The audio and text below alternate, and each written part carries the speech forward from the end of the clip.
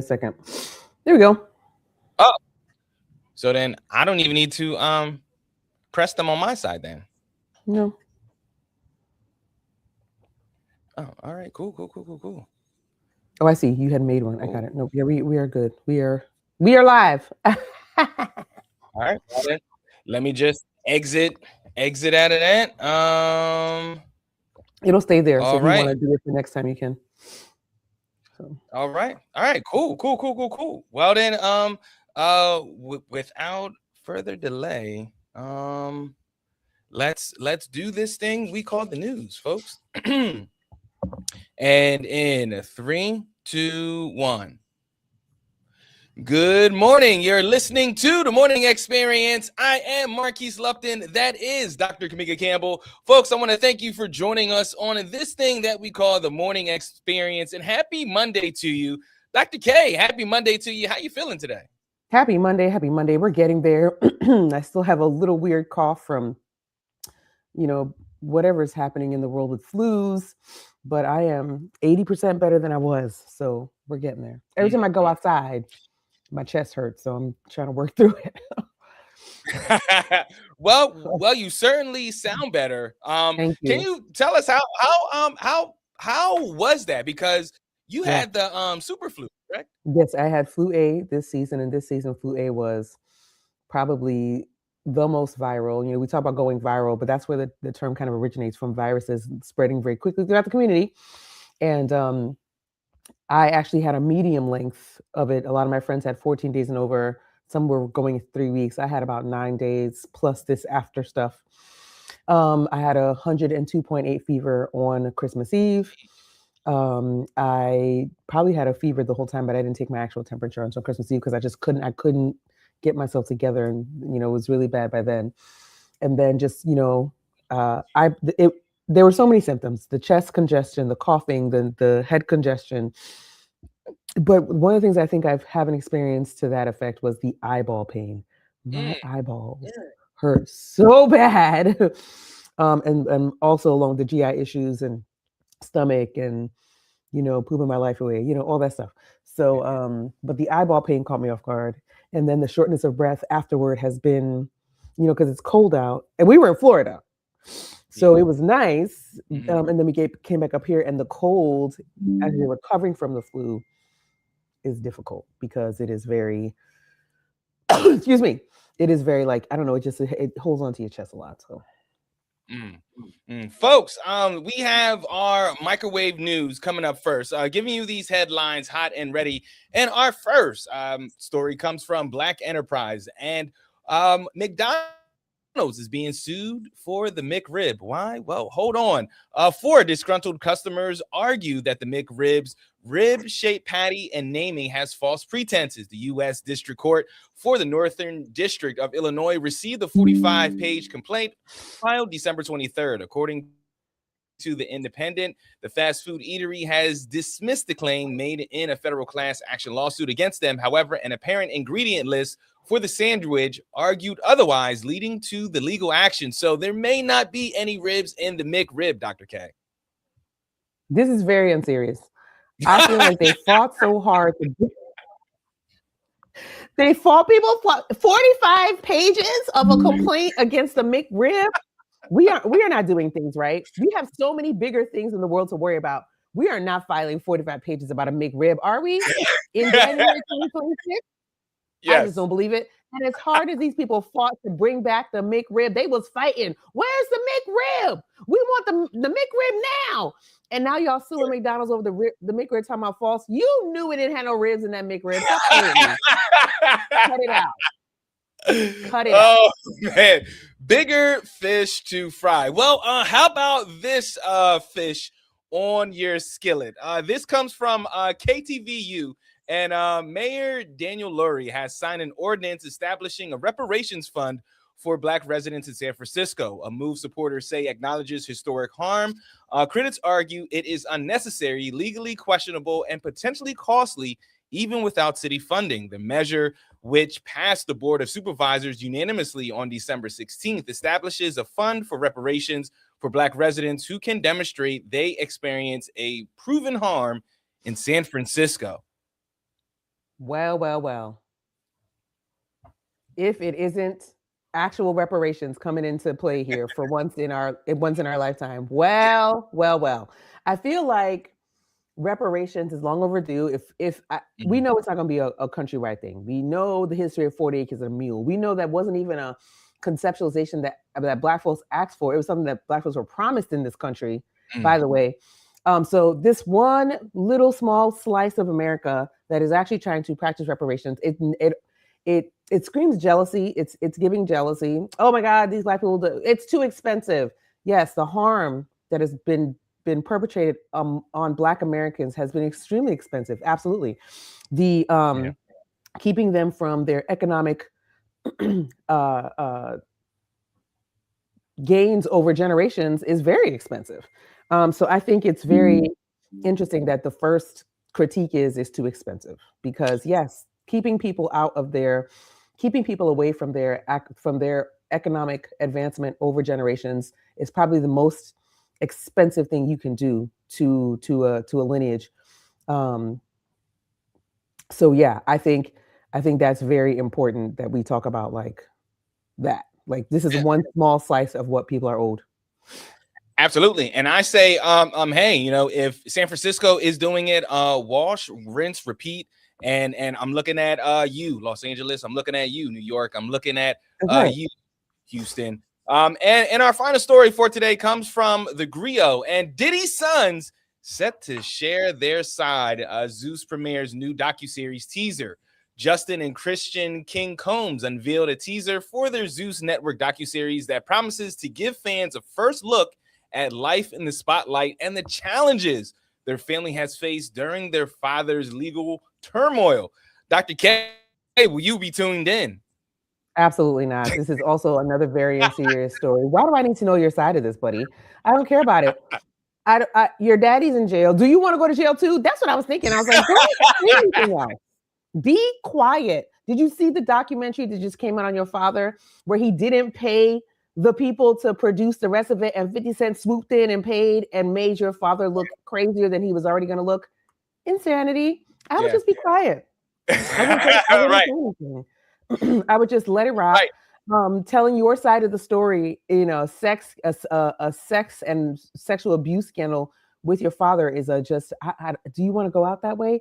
And on the Zeus network, you know it's going to be mess. You know what's on Zeus network. You already know Messy. what's there. It's gonna be messy. It's going to be a mess. It's going to be a mess. Mm-mm. Folks, as you know, how I always say, we have a jam-packed show for you today for this Monday. So our a main story comes from Black Enterprise. So stay with us. This is the Morning Experience.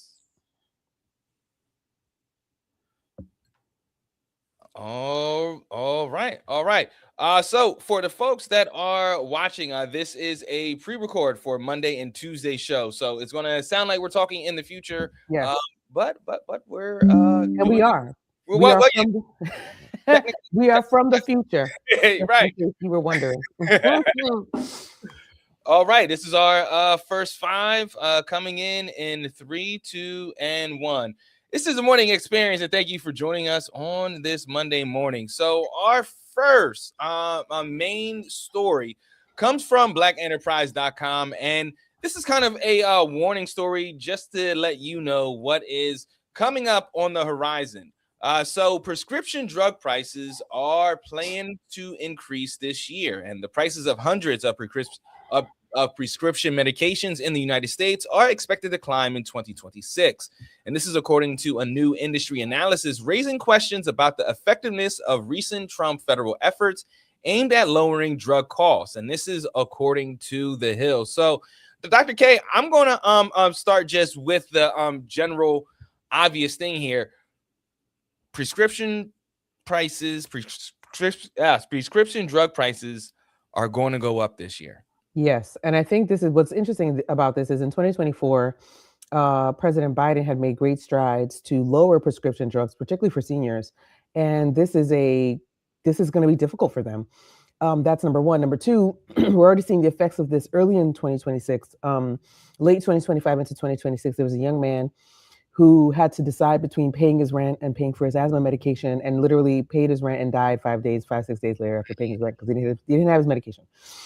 So these are real world consequences that are happening for folks who cannot afford medications already. Like capping the prescription drug prices was a very important project, and I think this current administration tried to build on what Biden was doing, and have failed. One, because subsidies have disappeared; they let them expire, and those subsidies don't just. The argument was the subsidies were going to make the insurance company richer, but they were also going directly to capping cost of care for citizens of the United States who were on these plans. So Yeah. this is terrifying, especially for people who are going to have to do things like that young man had to do, which is choose between paying his rent and getting his asthma medication. Yeah, and this really hits home with me because when my father was going through his bout with cancer, you know, there was a lot of things that him and my mom had to pull back on just to be able to afford not just the chemo, but the drugs that came with the side effects of the Mm-hmm. chemo. You Mm-hmm. know, like had to completely alter their lives and the life that they built for each other over the last 30 years. And Yes. for myself, you know, this has me thinking, all right, well, typically when prices go up, you know, I'll be friendly here. 8 out of 10 times you don't see it come back down. That's And right. I really want to say 10 out of 10 times you don't see it Yes. come back down, but Yes. you do have those outlier situations, but you know, you really don't see prices go back down. So it's really kind of alarming for myself because I'm like, all right, in 20-25 years when I really need this, Yeah. what is it going to look like Absolutely. for my then, you know, and I can't help but think like, all right, well, am I going to be in the same situation that, you know, millions of Americans are in right now? Yeah. Because according to this article that Dr. K, at least 350 drugs are projected to see price increases next year. Like Yeah. 350. That's wild Yeah. work. And it's terrifying for people who depend on these drugs. And if you're looking at the list of drugs, it's stuff that people depend on, right? So, and these the real company has always been big. The real issue has always been big pharma. Big pharma, so they are on top of their patents. They're on top of the drugs, and they control what happens with these drugs. They cannot be used. They cannot be generic. All these different things that would bring the cost down for consumers. So the other part to this is that all of these companies agree to like temporary lowering prices. So these things they were not permanent, to what the White House was talking about before. These 350 drugs are drugs that people are using pretty regularly from pretty regular companies that are on, you know, well-known companies like Pfizer and GSK, GlaxoSmithKline. So this is I just keep going back to the kid who had to choose between his asthma medication and his rent, and you know, chose to keep Yeah. a roof over his head and die because of that. So these things are very they are not far off obscure drug that that people don't think they will need. These are everyday drugs like asthma medication. Um, and they're going to affect poor people, going to affect people on Medicaid, they're going to affect people on these different programs in very serious ways. Right. And there's a silver lining here. I guess you can call it that. We will talk about that after this break. This is the morning experience on a Monday. All right. Let's get back to it. This is our second five and in 3, 1.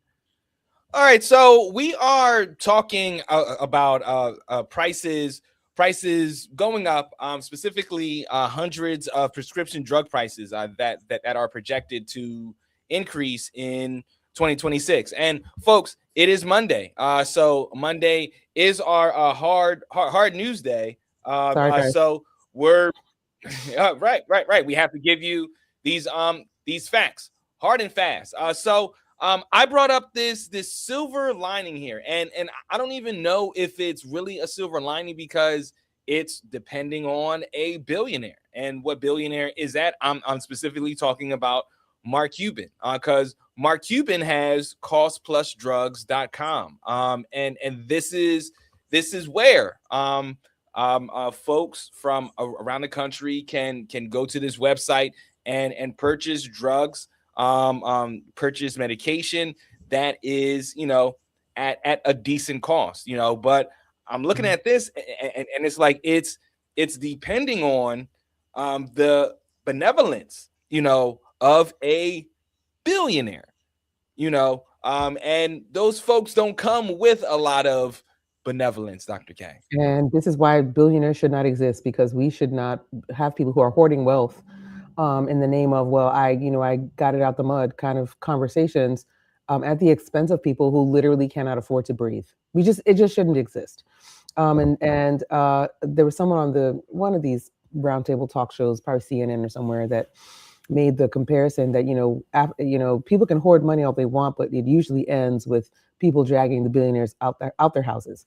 Mm. In my opinion, I do think that nothing exists on these extremes, and there is a spectrum to all of this. So while I think Mark Cuban and others who may offer these kinds of things are trying, they can do better. And I think part of doing better is making sure that if you are a billionaire in our society, you are hoarding wealth, no question about it. And it is your responsibility then to make sure the people who work for you, who actually made you rich, and people who could potentially use your products, have what they need in the society. But I could go on. I don't think this is. I don't think the billionaire benevolence is the route to go for solving this problem.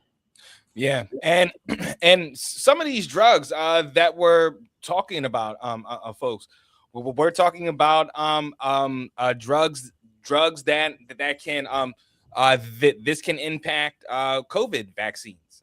This can Yeah. impact cancer drugs. This can impact shingle vaccines Oh as my God. and experts note that these increases don't address core problems like patent monopolies, which keep prices high, and that deals with the administration primarily affect Medicaid, not most commercial plans. So Mhm. we're just looking at prices going up, going up, going up, and it it is to the point now, Dr. K. What do we do? And we're beginning at least from the TikTok that I've been looking at, maybe because I'm clicking on it more, Yeah.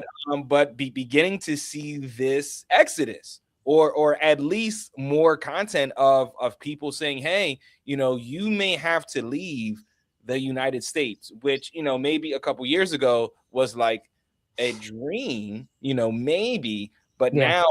now it may be like a future survival tactic, because like I said, in 20 years I'm going to need this stuff, and if it's going to cost me my mortgage, Correct. I don't know if I want to do that, That's exactly right.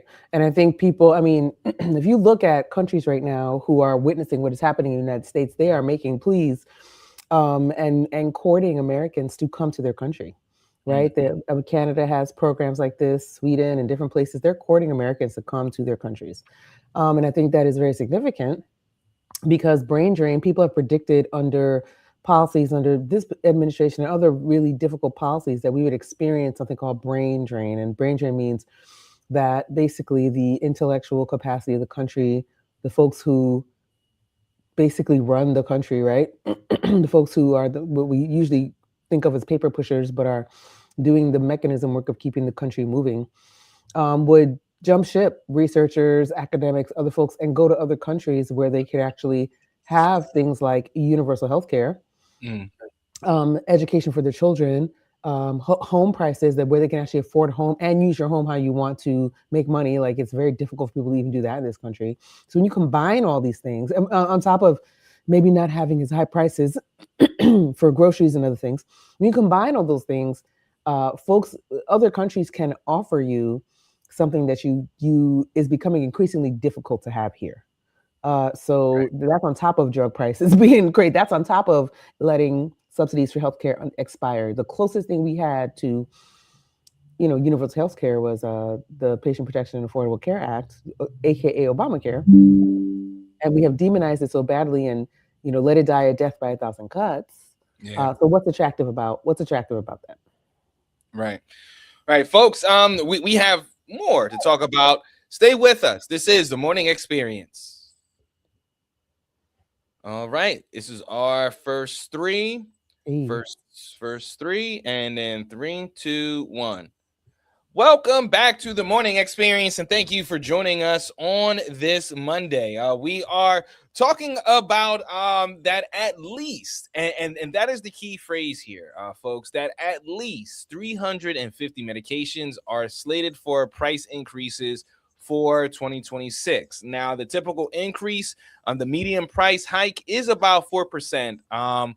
Which is similar to what happened in 2025. And this is an increase from over 250 drugs facing hikes in early 2025.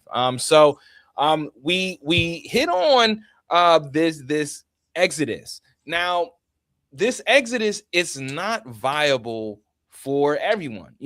Everyone can't have a plan to, all right, well, we need to get up and go.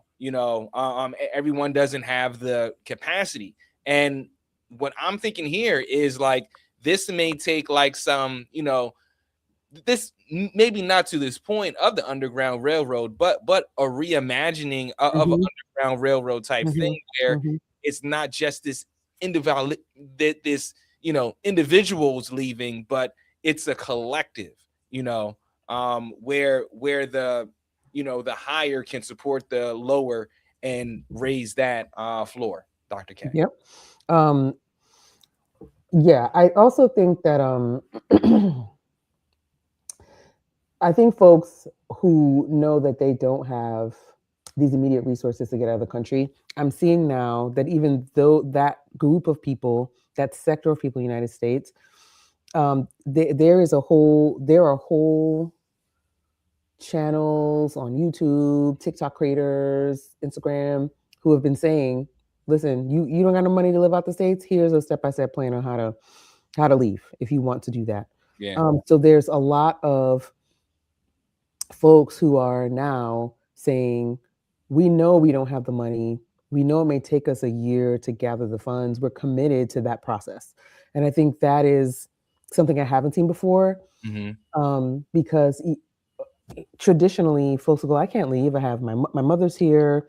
I have health concerns, my children in school, all these different things. And folks are going, your mother lives with you, your parents are living with you, they have health concerns, you do, your kids, and they're outlining how their families did it. And this is something that this is a relatively exploding, I wouldn't say it's a new genre, but it's an exploding genre of people who are now saying, listen, I know you ain't got no money, but you can do it too. Yeah, and they are making it sound good. Just last night, this brother was talking about come to Istanbul, and I was like, where? like, what? I'm not going to Istanbul though. I'm not doing that. But there's just, like you said, there's content just rolling out. We'll talk more about that after this. This is the Morning Experience. All right. This is our last three for the first hour. And in 3, 2, 1. This is the Morning Experience, and we are talking about how drug makers are going to raise the prices in the U.S. On 300 and on at least 350 medications. So the number of price increases for 2026 is up from the same point last year when drug makers unveiled plans for raises on more than 250 drugs. So again, we are talking about price hikes around 4% that are in line with the same price hikes that happened in 2025. So in 2 years, these price hikes are essentially, almost 10%, Dr. K. Yes, yes. And 10%, some of them are 10%. Some of them, the average is around 4 to 5%. Some of them are 10%. Some of them are much higher. So we are looking at drug prices across the spectrum. Some of them are going up 700%, depending on what your insurance company will cover and how much the drug prices are going up too. So the you're seeing astronomical numbers in some of these drug prices. You're seeing lower numbers in some of these drug prices. But what you're not seeing, right, is the pay, the compensation to keep up with the pricing, right? If drug Right. prices were go right, if drug prices were going up as fast, if excuse me, if salaries were going up as fast as drug prices were going up, there wouldn't be no problems. We wouldn't be talking about this. Yeah. But the way Right. that people, right, the way that people keep wages low and then keep uh, just pouring on the cost on, particularly onto middle class and working class folks, is just, it's diabolical in my mind. I will always tell the story when given the chance. My first job as a news reporter was at WMDT ABC 47 in Salisbury, Maryland. And like my dad was so happy, make sure you get your benefits, make sure you get your benefits, just had my oldest and everything. So I get these benefits, Dr. K. Now, mind you, this job is my first reporter job. I'm only making $20K a year. All right, which is just criminal because McDonald's Wow. managers were making more than I was. Wow. And I got the benefits, and the benefits, my paycheck was, I'll never forget this, $337. When the benefits kicked in, my paycheck was $337. I was like, I can't do I can't this. afford these benefits. I can't do this. And like I said, I haven't like my daughter is brand spanking new in this world. I'm talking like 2 weeks, 2 weeks brand spanking new. And I'm like, I have to pay rent. I have to give her a house to live in. I have to give her a apartment to live in versus this healthcare. And like that was my first like real life decision where it's just like, yo, this is wild that this decision even had to be made, that it's either me and my child's healthcare or rent. And that was almost 15 years ago, which is just crazy that she's that old. But still, that like, people are still facing the same issue a decade and a half later. This is one of the areas where I was really lucky, because my first job, right out of school, as a teacher, and we had excellent benefits, and Mm. I was spoiled because then I went to my next job after being a teacher, and the benefits were astronomical and not as good as my teacher job, and I was so confused. Wow. I was so confused. I was like, "Is this how people live? Like, not in civil service?" I was so confused, right? Um, and yeah, I was just on and on from there. And one of the things I look for now, more than anything, is good benefits. Yeah. And yeah, so I try my best. Like, the pay might be low, other things, but I need the good benefits. The good benefits. Absolutely. Folks, we have more coming up for you after this. This is the morning experience. All right, let me keep on rolling. All right. First 4 minutes, we're going to talk about AOL days. All right. This should be fun. All right. Our first 4 second hour, and then 3, 2, 1. All right. So we were talking over the break, and one thing that kept on coming up in the group chat was AOL names, AOL names, AOL names. For our younger crowd, AOL stands for America Online, and this is when the internet came through the internet.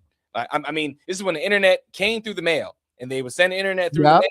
You would have your disk, and you would install the internet. And every 30 days you would have a new CD if you didn't subscribe. You were supposed to subscribe, but some folks didn't. And And America Online, the America Online days really made me think about, all right, one, Dr. K, what was your AOL name? Did you have one? Did you have Mama City 99. Oh wow. I'll never forget it. It So was what the was the AOL. inspiration behind that? Um, I lived and went to school around a whole bunch of Hispanic folks, and so Mm. everybody had a name like that. So there was already a Mamacita, there was already some other ones. So mine was Mami City 99. And 99 was the year I was going to graduate from high school. So like I had this name for like, I don't know, like, oh my God, probably 3 or 4 years before I graduated from high school. Mm. That was my AOL name. Mine did it change, or did you keep that That was through the one. college? Oh man, Mhm. I had two. Before college, it was Don Mega 15. Don Mega. I was at that time I was like really into Italian films and Italian flicks and everything like that. And like at that time, Master P just dropped Death of a Don. So like that word like Don was just in Was my everywhere. yeah. Yeah. It was. Yeah. So and then Mega was like, I'm the ultimate Don. I'm so You're the Don of the Dons. You were the Don of the Dons. right. I got it. And 15 was because I was a Vince Carter fan. And I don't know why I had to put the 15 in, but I was like, let me put that in there. But then in college, it changed to Quiet Storm 887. And Quiet Storm, that was my radio name. So Ooh. it just made sense. And Quiet Storm, I rode that out until AOL wasn't a thing anymore. And it's kind of weird, like So AOL. rested in pieces. Mhm. Yeah, Mhm. it kind of like how you said about healthcare. Like AOL was like death by 1,000 cuts. It really Like was. and then it was gone. Then it was gone. Then it was gone. That's that. AIM, we held on to AIM a little longer Yeah. after Yes. we got regular after dial-up became like a regular thing on the other with the phone service. But we held on to AIM just a little bit longer. Yes, we did. Yes, And we then it was did. gone. And then that was that. And I really think what replaced, AOL, what replaced AIM, was not I think we used AIM with Black Planet. Sure did. But I think Certainly did. MySpace like kind of replaced all of that, and then Facebook came and like really just, changed. Obliterated everybody. Collegeclub.com, anyone? Okay. Oh, I remember. Now we're gonna sound really old, but all right. But I did you remember. know that AOL still has their email? They still got it. Really? Mhm. And if you had your AOL email, you can still access your AOL right now That is if you wild. kept it going a little bit. Yep. That is wild, because even my old Yahoo email like deleted itself a couple months Sure ago. did. So that is, oh man, that is wild, folks. We have a great one for you. We have things to make you say where we take these hypothetical questions and we bring them into reality, and it's going to be fun. So stay with us. This is the Morning Experience. And side note, AOL also has web portal services, email. They have digital subscription for security and identity protection. I did not know that. Webmail. So like they're still up and operational then. And still closely tied with Yahoo. I didn't know that. Wow. Yep. That's what I said. I was like, oh, okay. And they also work with Verizon Media. They're not owned by Apollo Group. All of that. All of that. Apparently, their dial-up didn't end until late 2025. What? Who was using dial-up? Yeah. What? I had no idea. Oh, Could you imagine? Oh, wait, No. hold on. We gotta talk about that. Right. All right. All right. First five, and in 3, 2, 1. This is the morning experience, folks. And while we were off air, Dr. K found this interesting fact about AOL that we just, we can't just keep it to ourselves. We gotta let you know because this is wild. All right, so Dr. K, what were you saying? The week of August 11, 2025, AOL finally ended their dial-up service after more than 30 years. Who was using dial-up in August of 2025? What is happening? That's yeah. Somebody. Somebody. And when they stopped, they were like, Like what?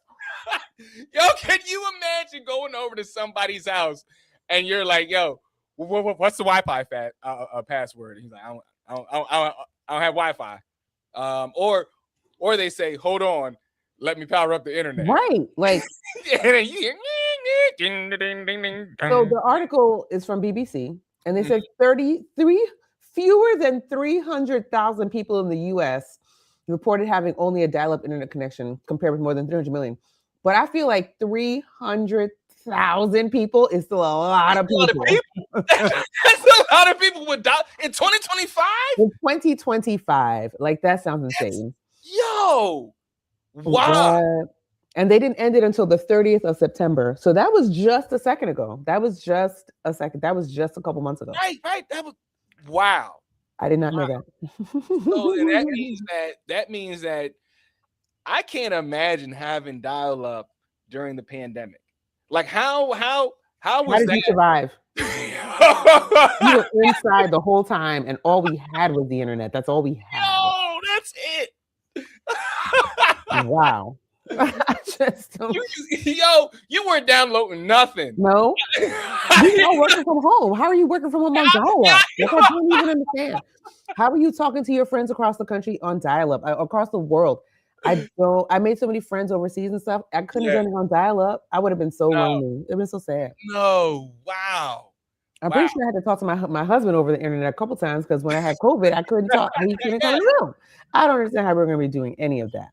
Dial-up? Oh man, I'm I'm sure they were angry. Oh yeah. Because like, yo, ain't no point. Why you end it? It's still working. They were like, we still had dial-up and we would have kept it to this day. That's what people always do. They're always mad when you end something. They're always upset. I want to know who had dial-up until September of last year. Of 2025. That is insane to me. Oh man. Well, shout out to those 300,000 people. That number is still crazy. That many people is a lot. Like, I know 300 million, but 300,000 is just crazy. Oh man. All right. Well, that is definitely something that'll make you say, Also, let me propose this question to you, Dr. K, before we go to our break here. So, how many fights did Fresh Prince get into before his mom got scared? Was it A, 5, B, 1, C, 2, D, 3? So all those answers are wrong because the correct answer is one little fight. Yeah. I wouldn't even call it a fight. I would say he got into a tussle. He got into a little skirmish, Right. And she was like, oh, hold on. Get out of here. You're going. You're going. I think that she was just waiting. She was like, oh, Viv, you are on. On. I'm going to send Will out there. And Viv was probably like, oh, no, I don't know if Phil is going to agree with that and everything. And that one little fight, she was like, Viv, he got to go out there. He got to fight with gangsters. Right now. And parents like to exaggerate. He was out there fighting, and there was guns and knives involved, and it was 150 people, and it was a street brawl, and he's got to get out of this bad neighborhood. Speaking of, right now. are I don't. you Mhm. speaking of Fresh Prince? Are you watching Bel Air? There's another season out, and in that Oh, version, I. and in Mhm. that version, it was a pretty bad street brawl. They made it crazy though. They made it sound crazy. How you take it I from got to see this that. one? How you take from this one little spin around where he got spent around a little bit to like people was getting shot? Like I was like, this is serious. This is crazy. I like Mm. it. I gotta check. I gotta check that out. I'm late with some things. Like I'm just catching up on Stranger Things right now. I'm on season 3 right now. Oh, I'm so behind. Loving Oh it. my god, I'm so behind. Oh man, I am loving it. Folks, we got more things that make you say coming up next. This is the morning experience. All right, this is our second five. Second five, second hour. And then 3, 2, 1. This is the morning experience, and we are doing things that make you say, we're taking these hypotheticals and we're bringing them into real life. So this one is the easy one. You're going to knock this one out the park. Hashtag Mark McGuire. So which room were you not allowed in at your grandma's house? Is it A, the living room, B, her all white room, C, dining room, D, her bedroom? I wasn't allowed in any of those rooms. All the above. Definitely not her all white room. And we actually inherited her furniture, so we have the all white furniture. And Ooh. she's rolling. I knew she was rolling her grave when that one dog was like trying to chomp on the side of the furniture. We don't have that dog anymore. We definitely were not allowed in the living room. We were allowed pretty much anywhere. We were allowed in the hallways. That was it. We got hallway access. We could play with our toys. And don't you make too much noise in the hallway either. We did get to go in the kitchen sometimes, and that's because we were, child slaves and we had to help cook. But no, I wasn't allowed. So read them again because I'm sure I wasn't allowed in any of those rooms. I'm positive I wasn't allowed. A, living room, B, her all white room, C, dining room, D, her bedroom. Yeah, off limits for me. Well, Now we for didn't mention for the myself, room with the plastic on the furniture, and that's probably the living room and the dining room, and definitely not allowed in those. So. that man, I think that is a universal grandmother thing because my grandmother on my dad's side definitely had the plastic on her furniture.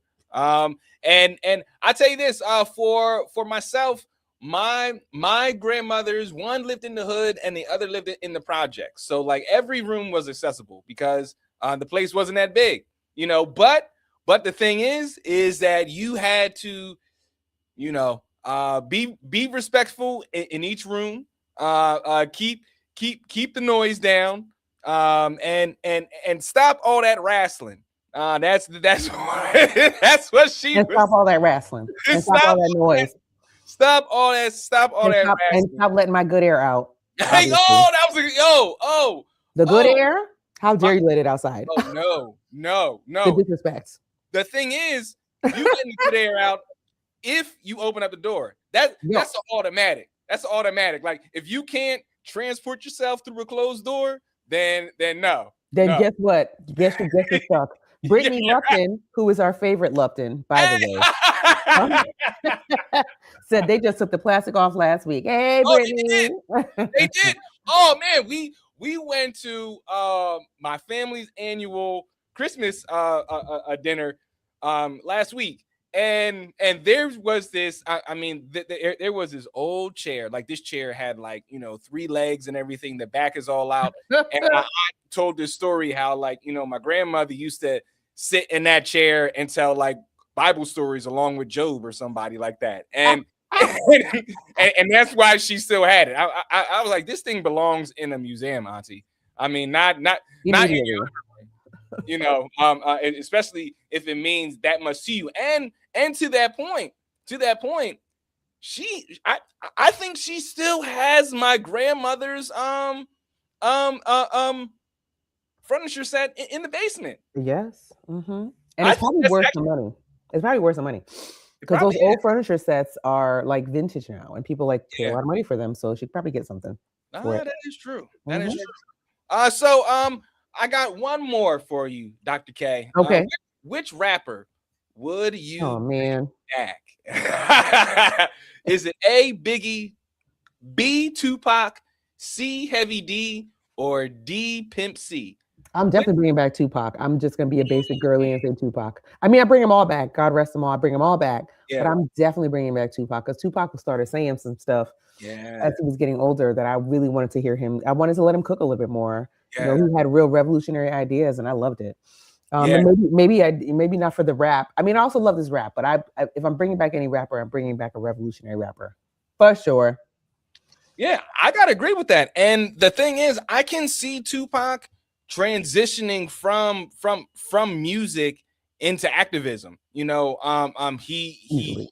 uses that to increase his platform and everything, increase his microphone, his megaphone, what have you, and then take that and get into activism, be that voice that some of these artists are trying to be.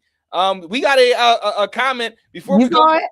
Oh yeah, yeah, yeah. Marion Murphy. She says that Maxa777 at AOL.com is still God bless you, Marion. email address. Marion, did you know that they just ended dial-up back in August 2025, September the 30th, which is which crazy to is me. wild, wild. Wild. Oh man, who was using dial-up I need to last know. I need somebody to tell me. year? I need it. Oh man, folks, we got some more coming up after this. This is the morning experience. All right, this is our first 3-second hour, and in 3, 2, 1. Welcome back to the morning experience, and we are having fun with things that make you say with some reactions about AOL dial-up only being stopped like within the last 6 months, which is just crazy. Wild. So who, Dr. K, who is your favorite movie thug? Is it A, Okay. Nino Brown, Ooh. B, Doughboy, C, Bishop, or D, Tony Montana? Who is your favorite movie thug? Oh, I don't think my favorite movie thug is on this list, but Hmm. I'm gonna go with Tony Montana. I mean, that's not the word. That's not the words. That's not the right name, but that's what I think of every time I think of that Yeah. song. I think it's something. I think it's like Tony Motorola or something in the song. I don't know what but yeah, I think Tony Montana. Or I mean, I would also go with Bishop. I mean, I could do a Bishop. Mhm. I could do Bishop as well. Doughboy. I know I was thinking Doughboy myself. Said Doughboy Doughboy. was like my first one. I like Doughboy a lot, but yeah, I would do Bishop or Tony. Oh man, where's the love for Nino Brown? I Why don't mean, you? okay, Nino. I mean, I okay. But he snitched. Yeah, like okay, like are you a true movie thug? Because I don't really believe you. You know what I'm saying? True. I would have to I would have to say mine is Scarface. I mean to go out like that. He really He went was out like that. right. So our next one, when he sings, it can make you want to fall in love with somebody. Who All is right, panty droppers. Let's go. Who is it? is it A, Barry White? Is it B, Luther Vandross? Is it C, Teddy Pendergrass? Or is it D, Marvin Gaye? It's Marvin all day. That list. That Ooh. list. The first two. Barry White was fine.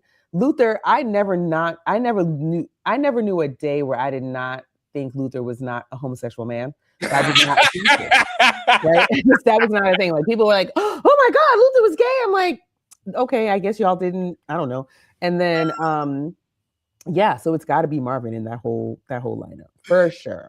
For sure. Oh, They said that you knew that Luther was gay because there was no little Vandross running around. Was That's not, honey. Vandross ended with him. And that was that.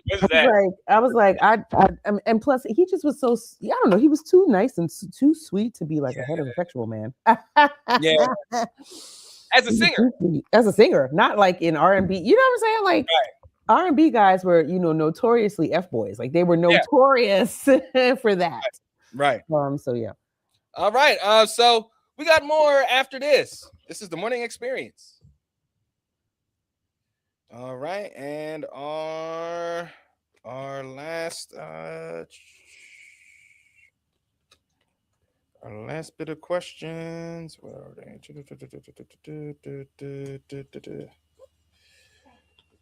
Yes, Shiloh, what's up? I got something. I got something that can make you say. All right, girl. You got what you got, girl?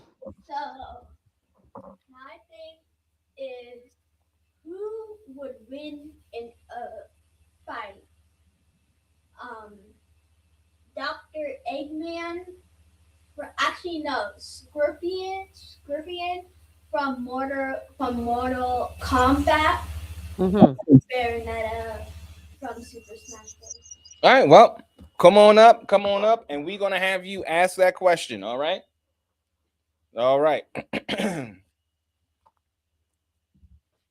You ready? All right, come on. All right, and then 3, 2, 1. This is the morning experience, and it is still somewhat Christmas vacation break. And as you know, we got my love bug here who's been rocking out with us in the morning time doing the show. So my daughter Shiloh has a question for you all, for things to make you say So Shiloh, go on ahead and ask that question. Who would win in a fight? Scorpion from Mortal Kombat or Bayonetta from Super Smash Bros? All right. Well, I'm going to have to go with Scorpion because that is my bias. I am a Mortal Kombat kid. I am a Mortal Kombat person. I remember, and this is how churchy my family was. Like, we weren't allowed to play combat because it had blood in it. It was of the devil. I'm sure it was of the devil. I'm positive. Yeah. So I would go over my friend Chad's house because Chad had all the video games. Shout out to Chad because that's really how I became a gamer, because my parents bought me a football game and a basketball game every year. And that was around the same time, a game in August, a game in October. And, that's that. That's when I got them, which is why I'm kind of like overcompensating now, because I'm like such a gamer now. Like, there's games, and shame on me for this, Dr. K. There's games that I still have in the plastic package, and I'm like, I just wanted it, But yeah, shame on me. But I mean, maybe shame, but also checks is how much they're worth. Like, I remember Basier had a Nintendo 64. He had the full Nintendo 64, and he had a bunch of games. And he was like just selling it for whatever. And this guy was like, "You're selling it for what?" And like bought everything on that table. And I'm sure he went on eBay and resold them for more money. So check to see how much they're worth. Yes. And flipped it. I'm sure he did. And I would say this: it is so encouraging to hear significant others be supportive of the gaming ship, because and I'm pretty sure he can attest to this as well. It wasn't like that in the past, because you're looked at as like, oh, you're such a loser, oh, you're wasting your time and everything, instead of looking at like as a way of mental health. And at least for me, I like gaming because there's a lot that you can control, and in this life, especially as a Black person, a Black man, there's a lot that you can't control. Yeah, that's exactly so right. your at the behest of a lot of things, and have to accept and swallow that pill for a lot of things, versus Yes, in gaming, you know, there's a lot that you can control. At least for me, that's right. that's what does it for me. You I know, agree. I um, think I went back and forth about it. We had there was a professor in my graduate program. She focused on adult learning and gaming, and well, boys in gaming, and how boys turned mm, into men who game, and what that means now, right? Because gaming really exploded. I mean, there was always games, but gaming really exploded in the 80s, which is the decade of a lot of yeah, us who know it now were born. And by the time we were 7, 8, 9, we were gaming. Um, yeah, so, we were playing Nintendo, Atari. People don't even know what an Atari is. You know what I mean? Right now. That was the first gaming system I ever played on. And then I did a lot more computer games. Like I played World of Warcraft by computer before it was ever on mm, a gaming system, classic. and was terrified. I'm terrified of scary things, but World of Warcraft was a great PC game. Um, Hmm. but anyway, and then I played the heck out of Sega Genesis um, what's his name? What was his name? The blue guy. Keep forgetting his name, but Sonic huh? the Hedgehog, Yeah, Sonic. I played the Sonic heck the out of Hedgehog. Sonic. I played Sonic, every Sonic there was. Like I played so much Sonic that I was like literally turning blue, right? But those games, they were stress relievers for kids, but they also gave you really great hand-eye coordination. And people Yeah, really weren't thinking about that back then. Um, I believe that I'm so good at like computers and typing and being creative in these electronic spaces because of how intriguing video games to me and how good we got at the dexterity and the hand-eye coordination. I believe that. There are things that people I do naturally that I can look and see my mom doesn't do naturally. Like she's learned over the years, but mhm, she didn't have that. It was like reading for me, like reading at an early age, playing games at an early age, taught yeah, me so many different skills that you just did not get otherwise, right? So yeah. And we just eased into this era of almost everything is electronic. Folks, this is the morning experience. All right. one day on the show, we got to talk about Buc-ee's. I went to my first Buc-ee's in the South. Oh, well then, It hold was on, great. Okay. hold on, because I have here for our first 4 minutes for the Tuesday show, regular banter. So I'm Oh, going nice. to say, Buck E's. All right, Okay. boom. Um,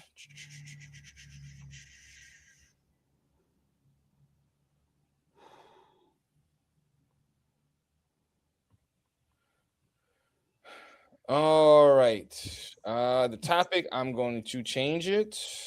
I have my backup topics.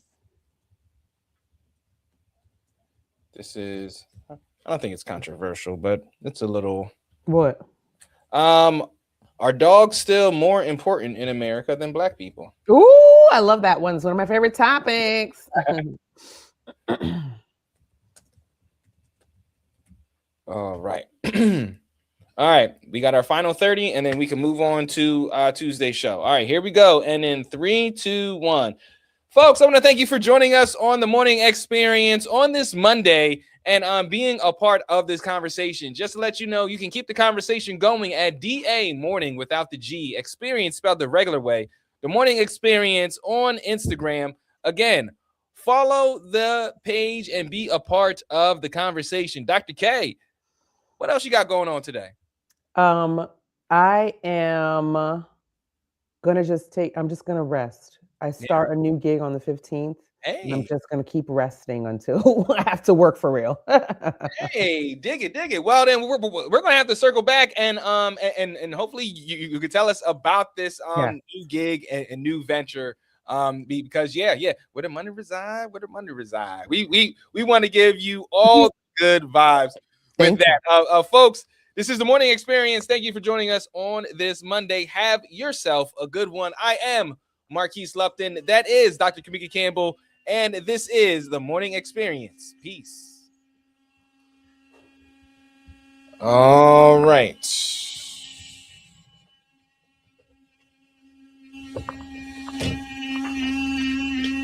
Is that a large bug? What is it? That is my other laptop over here. It's old, so like it. He is wheezing. He's on his last leg, honey. Like I'm He's tired, trying boss. to he's trying to make it, but he just doesn't know if Tired, if boss. 99 and a half will do this time. You know what I'm saying? He's not sure. He's an old man. Yeah, it is. Yeah. All right. All right. Well, gonna have to keep it going. Here we go. Come on. If I don't need that. Don't need that. Don't need that. Don't need that. All right. Don't need that right now. Oh, why is it louder?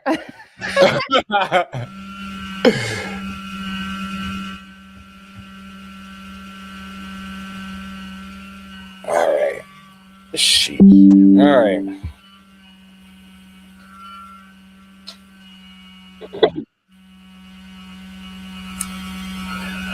Well, While we're waiting, did you hear about the Alaska man who was on the board? He was a cardiologist and he was on Alaska's medical board, got caught with violent child sexual abuse images. What the hell?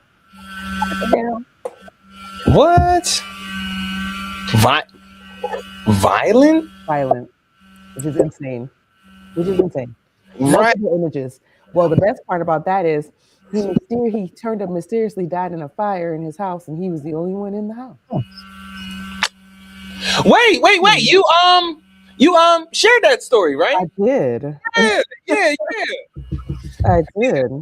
Yeah, because you said the neighborhood knows. I know the neighborhood knows what went down because mysteriously he was the only one in the house. His wife bailed him out on the $50,000 bail, only for him to end up dead in a fire in their house.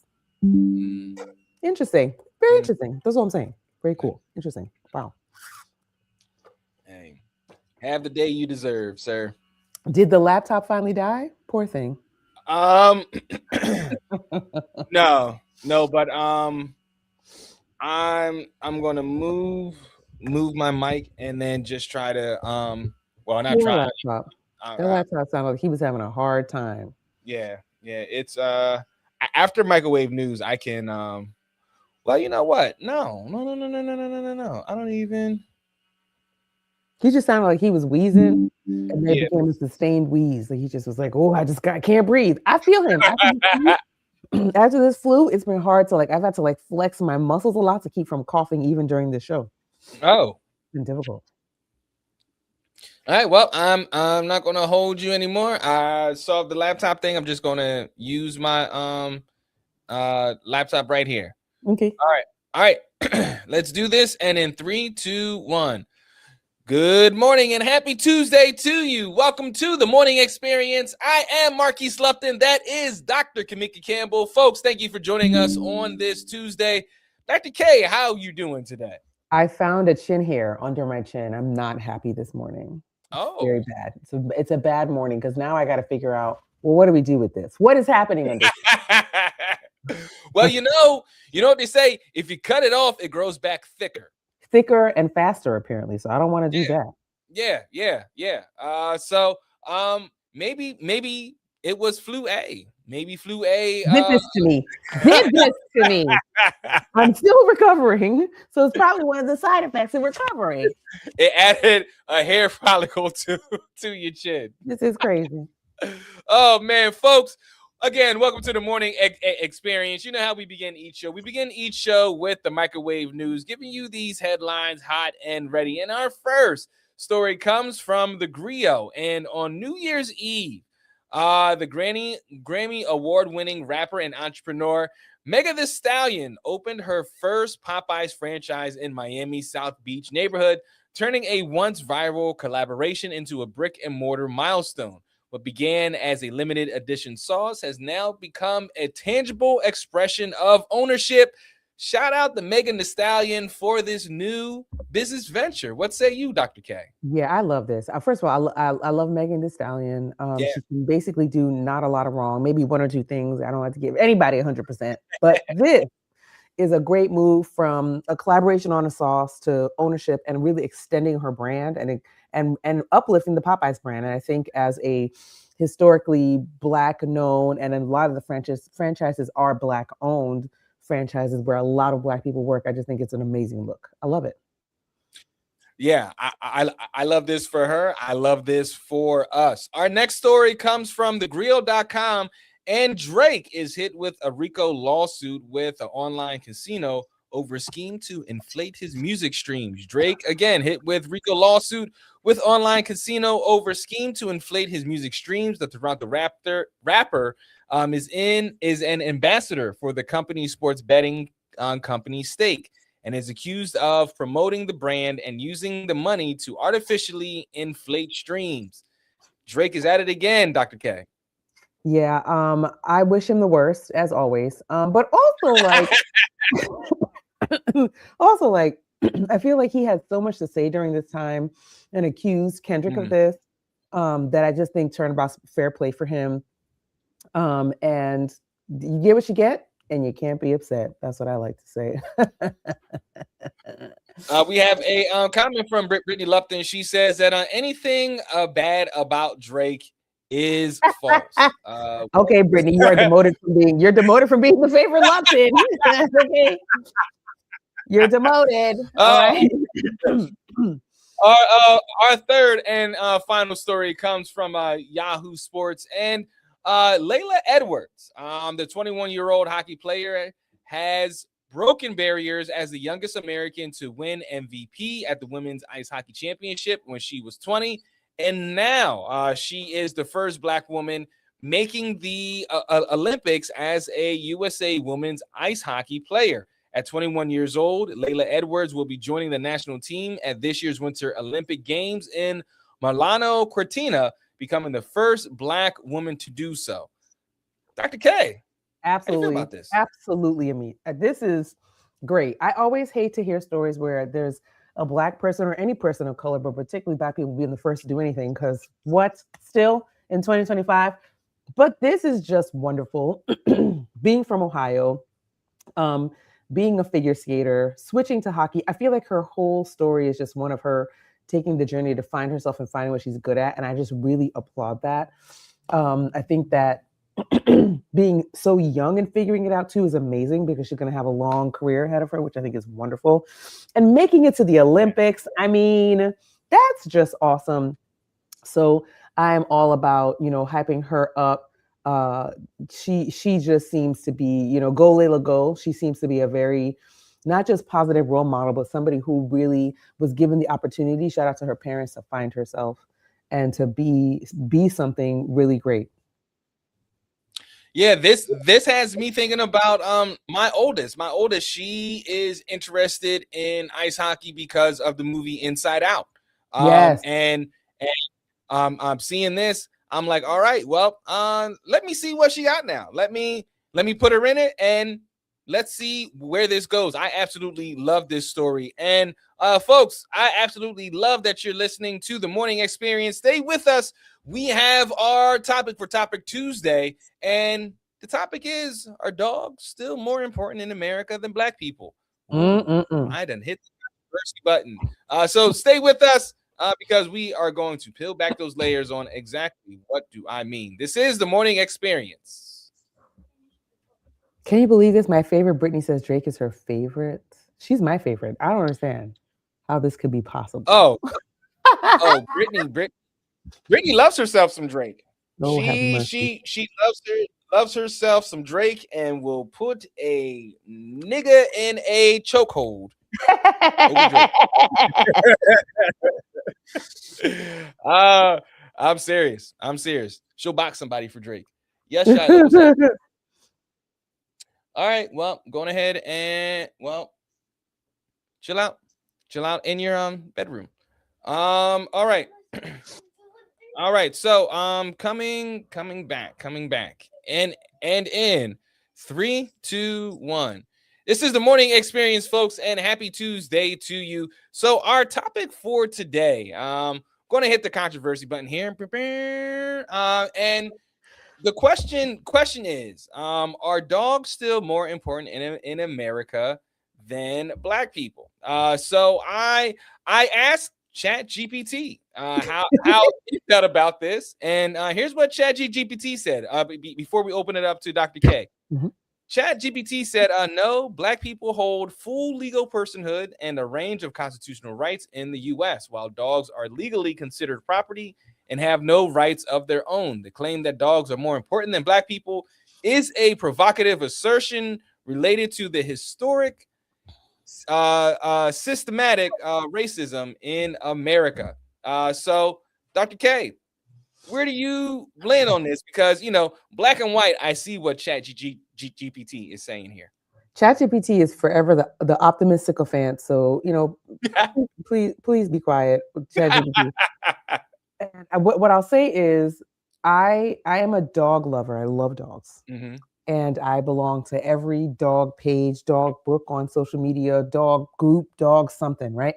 And what's always interesting to me is to see how very clearly white people advocate for pit bulls, right? They advocate for pit bulls in such a gung-ho way, in a way that I do not see white folks in mass advocating for black people. And that's just my anecdotal data from being in all these groups. So yes, black people are human, no longer 3/5 of a human, thank goodness, in most places, because, there are people who count as population who are in prison who don't get to vote. So not full personhood in that respect. But yeah, every time I see them make the arguments for a dog that they would never make for a black person, it just always reminds me of the very contested humanity status that we still have around black people at least in this country. Yeah, I look at this and like you said about yesterday's show and our stories, this is so unserious. This is but to really hone in on this made me think about Michael Vick. And this made me think about like just the outcry of oh my gosh, he did this to these dogs. I can't believe he did this to these dogs, when there wasn't an outcry like that, for child molesters. I feel as though that there was more of an outcry, and America, you can push back here. But I feel as though that there was a more of an outcry for what Michael Vick did, versus what Timothy McVeigh did, and I may be reaching here, but I feel like I feel like what Michael Vick did, it just put people in such a tizzy that in some spaces he can't even move today. No. So I put up a post just admiring how Michael Vick had aged nicely over the years. He's a very good looking man. And I was read for filth. Now, I did go back and revisit what happened, because I put it out of my mind, because it was pretty heinous. Like what Michael Vick did to them dogs, and the network of what they did to the dogs over a sustained amount of time was pretty nasty. So I do agree with that. I agree. But I always, as a black person, have a touch of like, and y'all don't care about the pedophile in chief who has harmed children.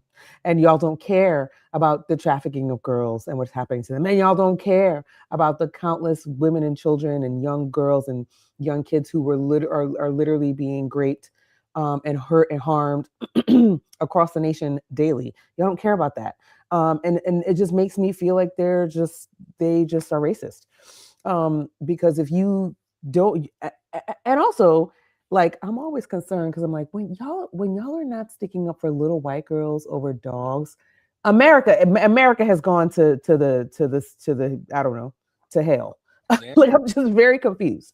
So I acknowledge fully that Michael Vic did some heinous things. He has paid his debt. People don't think he's serious, but there are so many people, so many more pedophiles and sexual assaulters and rapists running around this country that people do not treat like the heinous creatures that they are, up and including to the president of the United States and some of the people in his cabinet.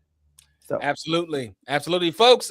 We are just scratching the surface of this. I'm going to bring in another wrinkle into this conversation. This is the morning experience. All right, here's our second first hour, and in 3, 2, 1. This is the morning experience. Thank you for joining us on this Tuesday morning, and we are bringing up this conversation about are dogs still more important in America than Black people? And to take it to ChatGPT again, ChatGPT offered me some historical context here and says historically, dogs were used as instruments of oppression against Black people, notably by slave owners to track enslaved people and by police during the civil rights movement to attack peaceful protesters.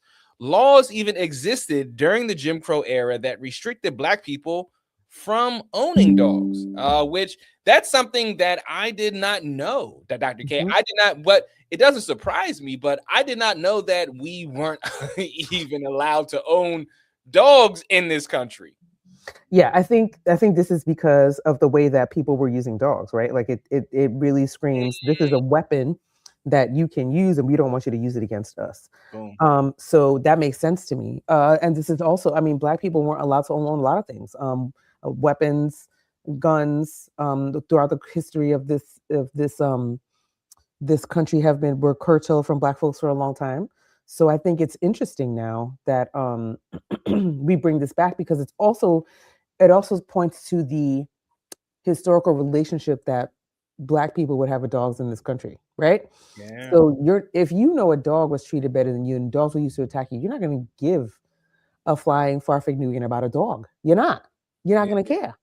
My uncle to this day does not exactly, Brittany. Brittany says, I think that's why a lot of us are scared of dogs. Of course, it's a historical traumatic fear, 100%. And then you weren't allowed to own them too. So they were used specifically as a weapon against you, where you could not defend yourself with a dog, the way that you were being torn up by a dog. This is a historical trauma. This is not, this is not some kind of like fly by night thing. And even though I still think it is very heinous, I understand why people would not take the lives of a dog seriously. I understand, especially in the Black community, because you weren't allowed to own a dog. Dogs were used against you. Why? What kind of relationship would anybody expect you to have with a dog? That, you know what I'm saying? Like, why would anybody expect your relationship with a dog to be one that's positive? You're seeing the dog as an aggressor to you, right? Something to be controlled, something to be dominated because of how you and your family and whoever else was historically treated in the past. So I'm not saying it's not diabolical. The pictures and the videos and stuff, how dogs are treated is terrible. Hashtag not only Black people, right? That's the other thing. But the way that people assign more weight to Black people, because of in regard to the relationship with dogs, without taking into consideration their historical relationship with dogs, to me is just very disingenuous. And this is why I don't take they're unserious. I don't take them serious. When white women get in my comments and start yelling at me because I think Michael Vick is gorgeous, and they're like, but you just see what he did to the dogs. I'm like, did you see what y'all do to Black people? Please hush. Like, just hush. Yeah, I'm not taking them serious, but I do still think Michael Vick. But it's funny because it's hard for me to not to say it out. I don't like to say this in what we call mixed company, because if I were to say this. I'll just say this: if Michael Vick treated my dogs in any kind of way, he would have probably been shot in the backyard. You see what I'm saying? Like, you can't take my dog and do that. However, you know what I'm saying? Like, you can't say that in front of white folks. So, we have some commentary here from pushblack.us, and it says that dogs were often trained to hunt down enslaved people who dared to seek freedom. Cops continued this violent tradition during the civil rights movement when dogs attacked protesters. There were even jokes about us being dog biscuits in the 1980s, but it doesn't end there. White people frequently use dogs as reasons to call the police on us when we live in the same neighborhoods, especially when they disagree with how we care for our dogs or want to reinforce racial boundaries. So for yourself, Dr. K, and I know this is kind of venturing out, but I still want to know this because you're a two-time dog owner. You have I two am. dogs. Do Oh, you I'm a black dog mom. You understand what I'm saying? I'm a black dog mother. These are my sons. You understand what I'm saying too? yeah. Okay. Yeah. So I'm sorry. Go ahead. Ask your question. What are you gonna say? do you feel when you're out with your sons, do you feel that there's this Karenness that comes out from time to time with folks that are like, oh, this black woman doesn't know how to take care of these dogs? This is gonna sound so bad, but I don't really care. I am walking through the park one day, and this clearly uh person who had a developmental delay, white woman, followed me around the park to chastise me about something. And I looked at her and I said, I don't mean to be mean or anything. I said, but I need you to get out of my face. I said, because you clearly have a developmental delay, and I don't want to be mean to a person with a developmental delay. Was literally walking around the park, and it's always crazy to me how people know racism more than anything else, developmental delay or not. And was like, you need to clean up after your dog. I was like, you know what you need to do? You need to get away from me. And I want you to go back and tell whoever your caretaker is that I said to get away from me. And I said it forcefully. Because people will police the way you treat your dog. They'll police the way that you are in the park with your dogs. One of my favorite things that my husband does is he will literally tell people, no, this dog will bite you. They're like, does he bite? Yes, he's a dog and he'll bite you. My favorite, because get away from me and this dog. It's a weird thing that happens where they think that your dog is there for their like pleasure and enjoyment, that it's not protecting you, because that's not the way they see how a dog should relate to a black person. So it's very clear to me. I see it all the time because for our dogs will be on leashes. These white ladies in the back of us, they be having their dogs run up and down the street. Our dogs are so restrained. They'll and they'll look at us crazy like, control your dog. Ma'am, your dog is not on a leash. You got two dogs off the leash and you asking me to control my dog. You better move from around before I cuss you all the way out. Please move. So yes, so I have these interactions with folks a lot with the dogs. And I have one dog, he's a very black ass dog, Langston. Langston will bark at every Langston will bark at every white person he sees on the street. He don't care. White men, he'll pick one at the park and just bark at him the whole time. It is the most I love this dog. He's great. Langston Hughes Vincent, great dog. He's amazing. Oh man, folks, we're going to change the conversation here a little bit, because I really want to dig into black dog ownership. This has really piqued my interest here. So we'll continue down this line. This is the morning experience. All right, we got our first hour, and in 3, 2, 1.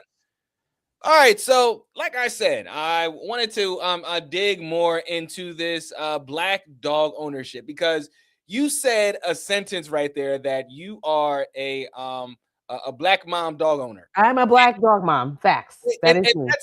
That's a thing. Like like I see the videos and go to bed. Yes, I'll be yelling at them. Facts. Langston Hammond burped in my face the other day. He thinks I'm his mom. It's fine. But yeah, being a black dog mom, like a stay-at-home black dog mom, as I've been for most of 2025, so the last 6 months, it's just interesting to see how people regard you when you own a dog. So it's one of two things that I find. Like I used to think, I'll find community with other dog owners. But a lot of the time you don't, especially if there are other white dog owners, you're not finding that community. And that is what I think was the most jarring. Like you think, oh, well, white people love dogs, so maybe you can relate to them on this tip. Nah, it's not the same. It's different. And so you got to pick your friends real careful. I have two friends out in York County that I go and visit with the dogs, and they are white, but we have such a wonderful time with their dogs. And I think it's just because of the relationship I have with these folks. But it's nerve-wracking making these relationships with other dog owners, taking your dog to the park. They automatically look at your dog as more aggressive because you're black, even though their dogs may be doing something incorrect. because they don't have their dogs trained.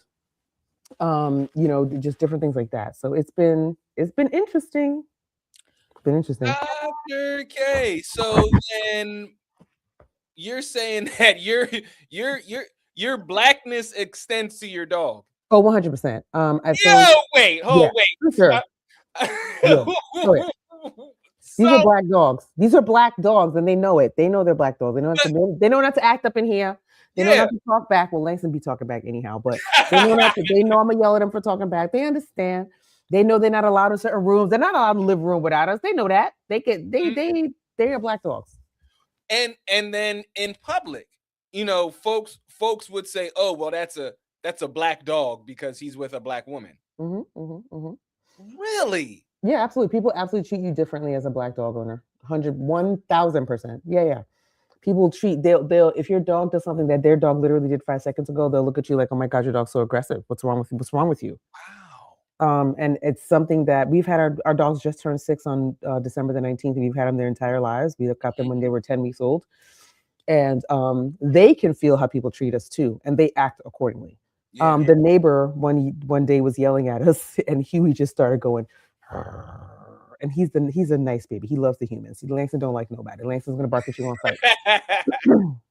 But he literally just developed this low growl because this man just started like berating us, and he was like, even the dog was like, "This is different than how we the visitors that we've had or people that I've interacted with. What's up with this guy?" Yeah. So yeah, it's very interesting to see how even your dogs will pick up on the behavior, and it's usually from white men. And our dogs know this; they will bark up white men on sight, especially Langston on sight.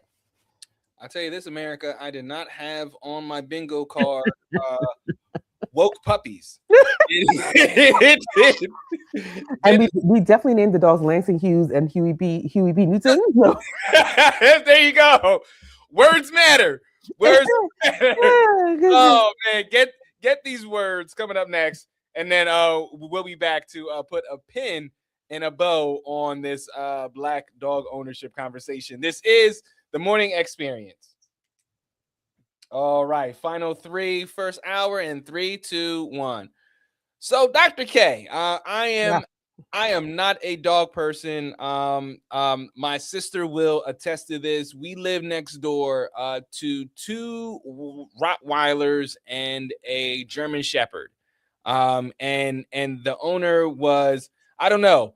It felt like they had pictures up of us in their home and was like, get him. And like every time we were in the back playing, they let the dogs out.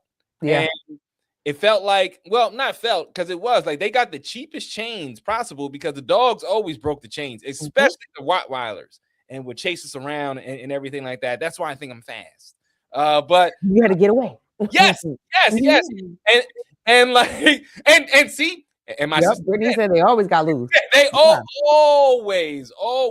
So that's what really played in my trauma with dogs. I'm like, there was never like a good relationship. So how can I counteract that? Because I see the videos with you and your dogs, and you all are lovely. Like, I love looking at them because it's like a very human relationship. Yes, absolutely. And I think that's part of it. I think the relationship you develop with the dogs, especially from when they're being young, is really important. And it's also important. I think this is going to sound real extra, and I guess what, I don't care. I think the relationship, the mending of relationship with animals for Black people is revolutionary work, because it was meant as a way to racistly keep Black people in line.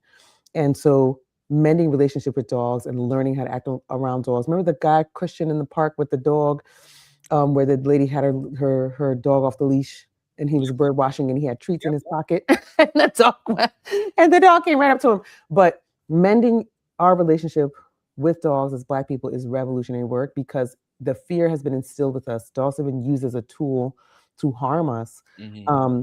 When the truth is, most dogs are very good animals and will be your friend, even if their owners are jerks, if you are a good person, because dogs can absolutely sense that. So this is to me, I think the work really is to not let white supremacy dictate your relationship with any animal. This is why I love homesteaders.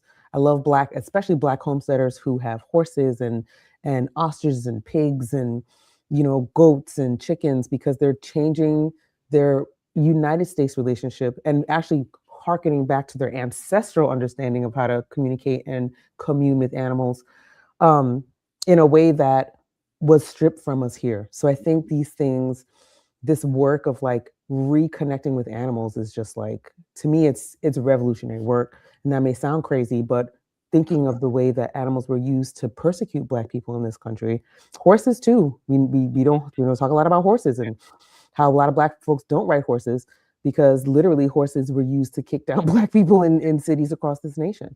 Um, and other animals, like not just dogs, horses, a lot of different types of animals. So that I want to see more research on that, because again, I'm not the expert on it, but I've seen and I've read countless articles and different things, reading about this, and reconnecting to animals and doing that work is revolutionary work. Owning a dog is revolution, and I couldn't That's agree. right. I could not agree more. Now I got to get a dog. Now I got Now, to. the one single thing you could do to really start to love and understand dogs is you gotta go to a puppy play date. You gotta go to, like, when they're having like puppy time, and just go be around the puppies. They are the sweetest little pumpkins, and I just love being around puppies. And they'll just bring a whole bunch of them in, because a lot of them are SPCA's and trying to get them adopted and stuff. And they'll just bring a bunch of puppies in and invite people, and they'll just hang out with the puppies. Go to puppy yoga, go to a puppy cafe, stuff like that. Will help you a lot. So. Well, you know what? 2026, I told myself I am going to expand beyond boundaries that I set for myself, and that seems like something I'm going to do. Brittany, if you're still listening, you can join in with me, and we can get twin puppies. I love it. Folks, stay with us. This is the Morning Experience. We have so much more coming up next. All right. This is our first second hour, and we're going to be talking about Buc-ee's. All right, and in 3, 2, 1. This is the Morning Experience. Thank you for joining us. And Dr. K, you've been on the road these past couple of weeks and everything. Want to appreciate you, still being able to tap in on the road. And whatnot. This is when is our friend, because we don't have to say, oh, Dr. K is here in spirit. No, she's here, with us in reality. So I keep on seeing this mug that you have. Hello. Can you tell me about it? Because it's a viral name. It is a viral name. And I'm not. I don't know if they're what their deal is. So asterisk, we don't know what we don't know if they got any problems. Go ahead. So you went to Buc-ee's, which is like this, like, tell me about it, because I've never been there, but I always see it and just hear people just rave about it. So both my brother-in-law, my husband's brother, and my stepdad, Charlie, were like, are you going to stop at Buc-ee's while you're on the road? So we drove from Harrisburg, Pennsylvania to Wesley Chapel, Florida. And it's about a 16 to 18-hour drive, depending on traffic and different things. And there are a couple of Buc-ee's along the way, but we would just see it. We're like, oh, there goes a Buc-ee's. And we just keep moving because we didn't know what that was. Well, apparently it is the super center of gas stations. Okay. You pull up to the Buc-ee's and there are like 100 gas station stalls. I've never seen anything like this in my life.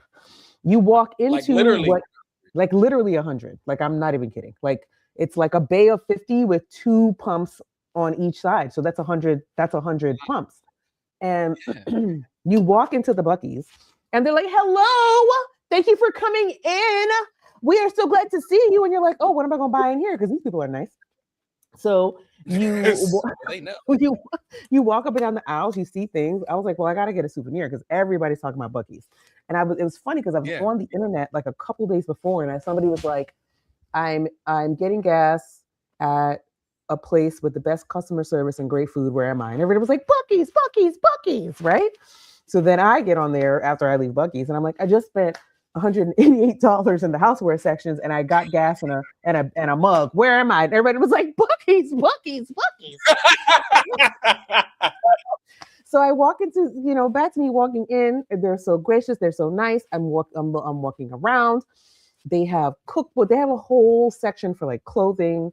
They have a whole section for housewares. They have all of your road snacks to the left when you walk in. So anything you want, from beef jerky to chips to fruit to any drink you want, like it's literally a super center a gas station super center.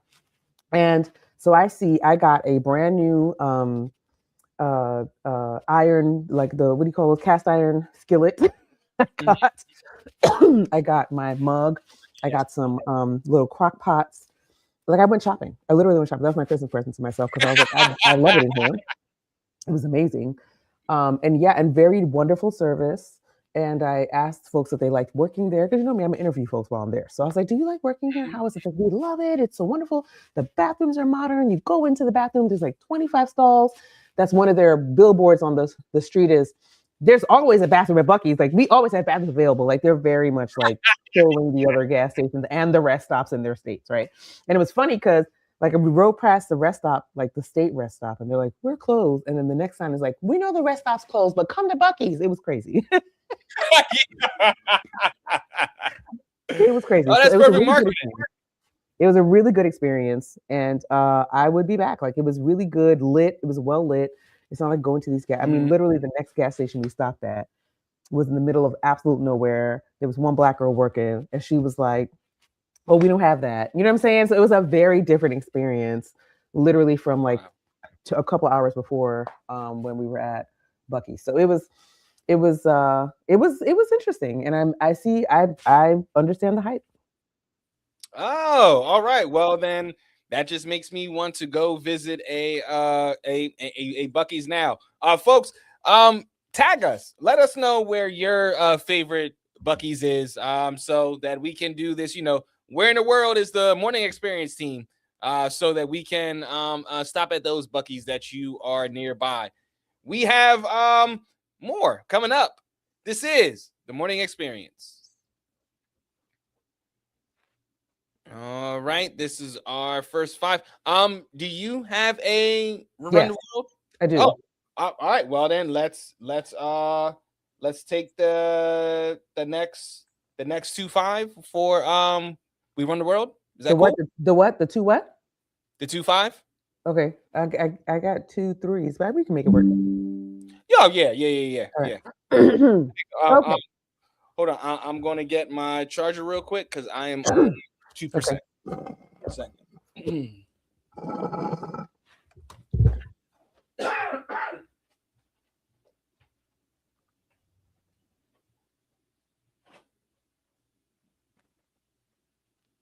And while you're waiting with your charges, did you know you could, if you're in South Central Pennsylvania, you could hear the morning experience on Real 993 on Sundays. We're on WLIT outside of Washington, D.C., Baltimore.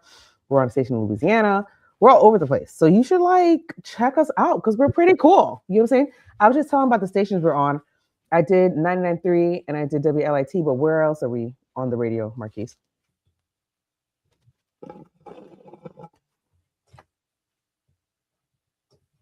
Oh, let him put his headphones back on.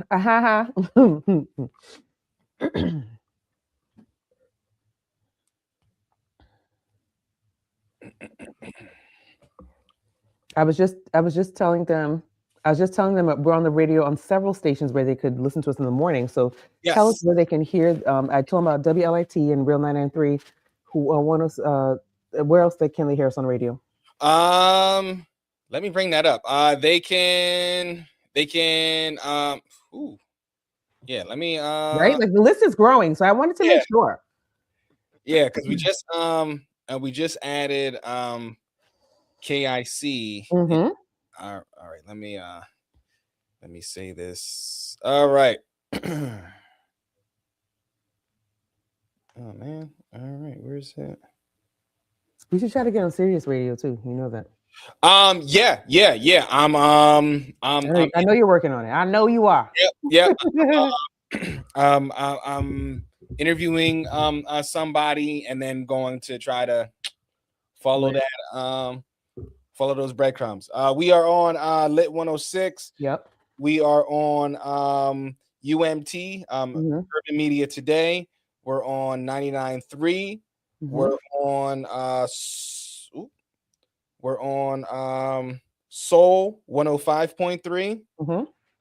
We're on KIC, Keeping It Creative Radio, and and we just added a hip hop station in North Carolina as well. And that So we're on 6 different stations already and only growing from here. So it's gonna be yes, amazing. absolutely. Yes, yes. 2026 is the year of expansion. We're gonna be everywhere. Oh my gosh, yes. I would love us to be in the triple digits. I know Absolutely. that's kind of We're gonna like be lit. We're gonna do it. We're gonna do yeah, it. yeah. All right. Well, these let's do these next 2 fives. We'll do these as Run the World. Perfect. And then the final 3 I have Look at This, and then Thanks. that's it. Okay, perfect. All right. Let me clear my throat. Lord have mercy. 3, 2, 1. Good morning, good people. You are tuned into the Morning Experience with Marquise Lufton, and I'm Dr. Kamiki Campbell with Run the World. Every week, we spotlight women making history in real time. And this week, history was made in upstate New York by the one, the only, Reverend Jessica Ashley. This week, Reverend Jessica Ashley was elected to the Rensselaer County Legislature, becoming the first woman of color ever elected to the body's 55-year history. And this is important because county politics and county electeds are super important in how we show up our local in the face of all the things that are happening at the national level. County legislatures matter. They oversee budgets, public services, land use, and policies that directly affect families, housing, transportation, and community investment. Her election marks a major shift in representation in a county where political leadership has historically not reflected the diversity of its residents. Have you ever heard of Reverend Ashley, Marquise? No, I didn't. This is the first time that I heard about her. But this is why we have this segment, because you are introducing to us folks that we aren't too privy on. Absolutely right. And I also want to set the example for particularly women across the country that you can run and you can run as you are, you can serve as you are, and you can be in these seats no matter what. So she's our Queen of the Week, and she is meeting the moment in so many different ways. Reverend Jessica Ashley's win is more than just about a seat, it's about access.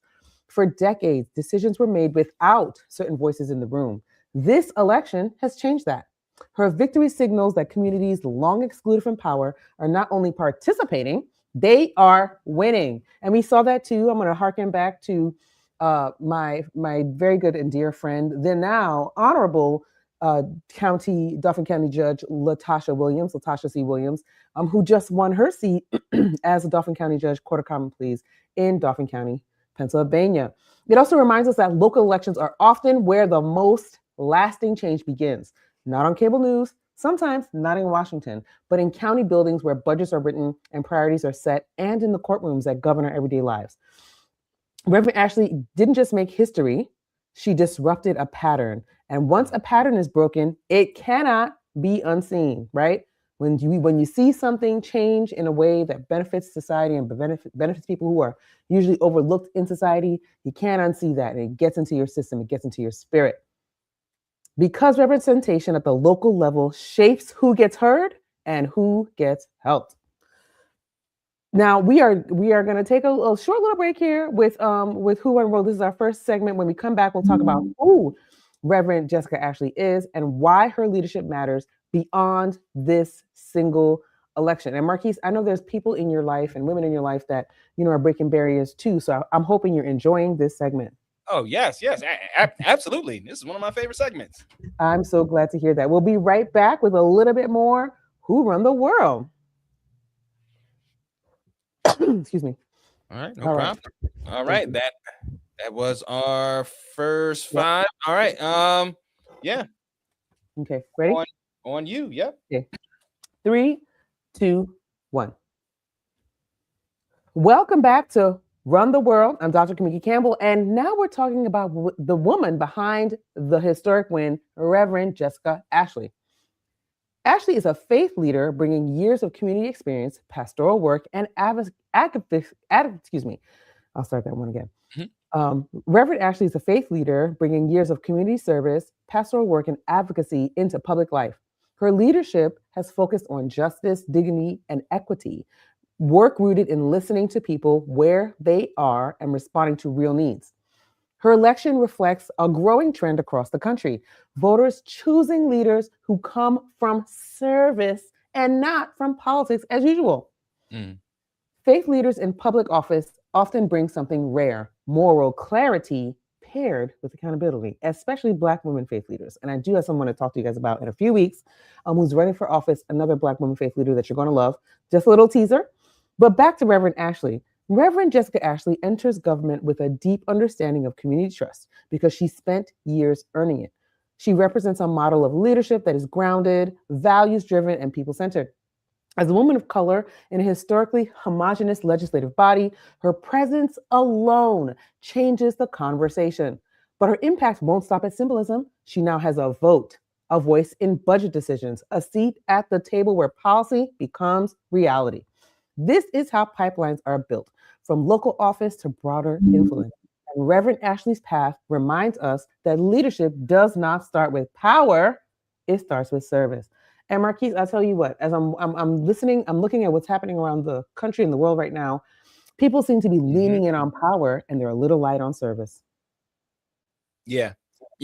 And it's kind of disheartening because you would think that in this day and age, in the information age, you would lean more on folks that are about the organization, folks that have rolled up their sleeves and everything, and that have this laundry list of things that they've done, especially when nowadays you can dig into it and see exactly what they've done. That's why this thing right here makes me feel all the great feels, especially since she's 71 years old, Dr. Cat. Yes, that's right.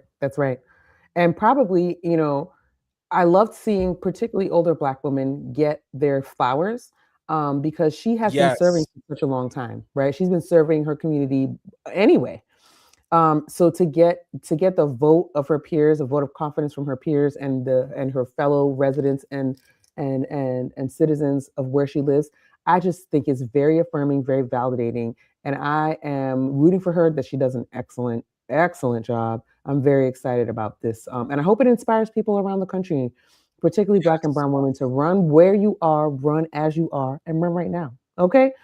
Because when leaders rise from community work, governance becomes more human, and we need more humanity in and we see what's going on around the country, around the world. We see what's been happening in the last first few days of the year.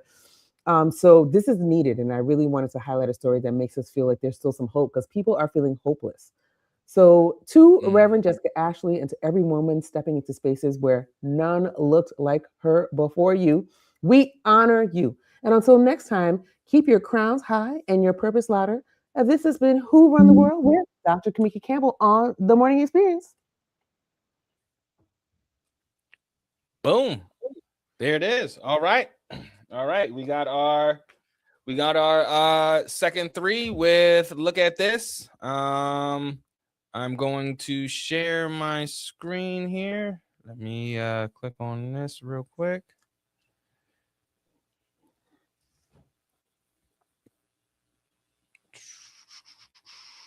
All right.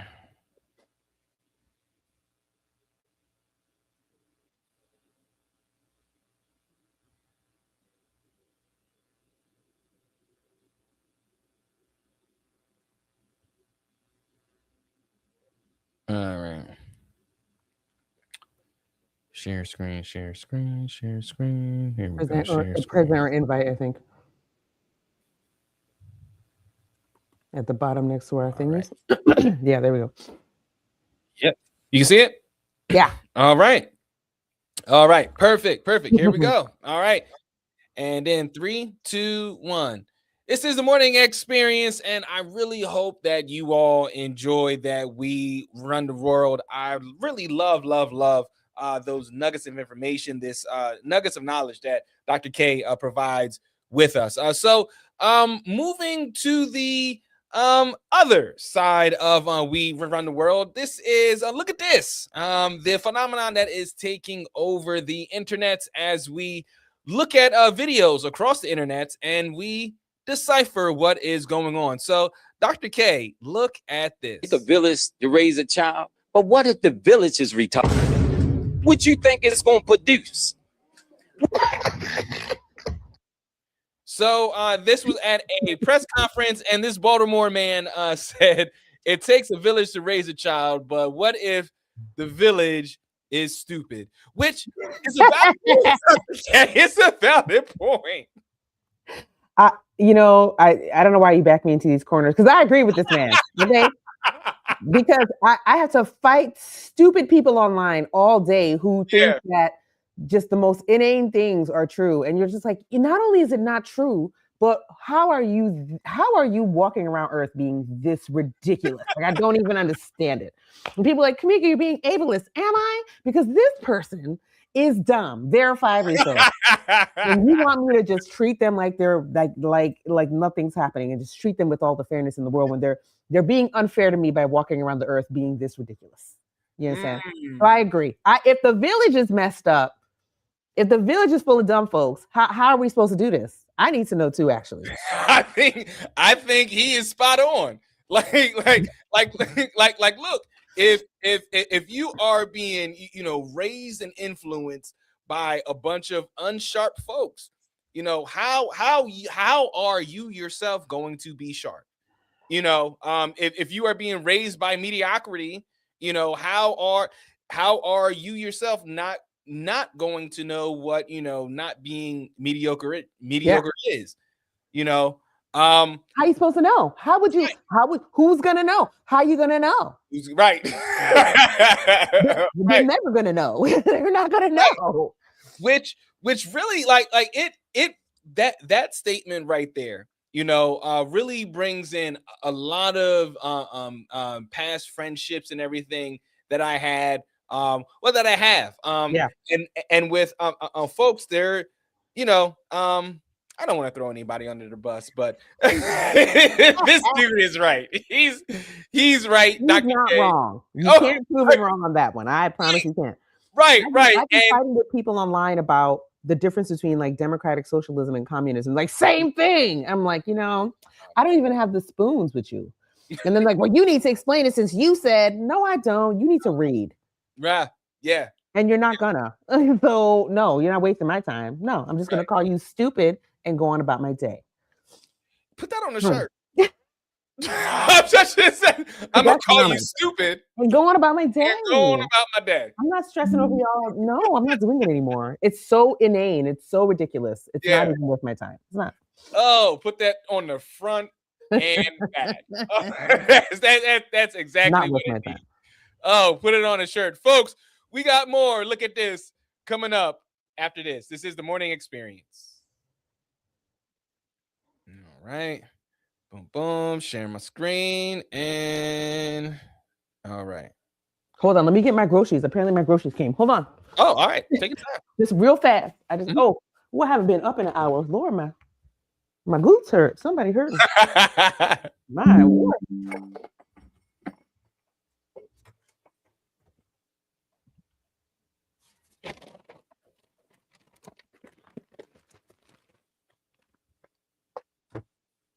Oh, hi, Huey. Just had to get the groceries. It's okay. We're good. Huey is like, why are you going outside? It's dark. Hi, Papa.